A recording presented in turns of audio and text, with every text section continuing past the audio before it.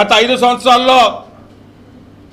సంవత్సరాలకు ముందు నీ మాయ మాటలు నమ్మి నీకు అధికారం ఇచ్చిన తర్వాత 5 సంవత్సరాల్లో నువ్వు చేసిన ఘనకార్యాలు అన్నీ కూడా చూసి ప్రజలు నీకు ఎక్కడ కూర్చోబెట్టాలో అక్కడ కూర్చోబెట్టారు.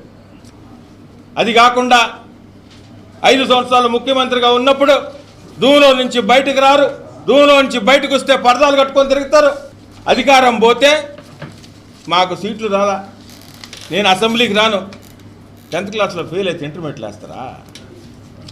10th క్లాస్లో ఫెయిల్ అయిన వ్యక్తిని ఇంటర్మీడియట్లో వేస్తారా? నాకు ఎట్టొకటి చేయండి, ఎట్టొకటి ఏం చేసేది? జనం ఒక తీర్పిస్తే ఎవరైనా అంగీకరించాలి. 2019-24లో తెలుగుదేశం పార్టీకి ఒక తీర్పు ఇచ్చారు, గౌరవంగా స్వీకరించాం, అసెంబ్లీకి పోయినాం. మీ ఇష్టారాజ్యంగా ప్రవర్తించారు. ఈరోజు ఈ కూటమి ప్రభుత్వం అధికారంలోకి వచ్చిన తర్వాత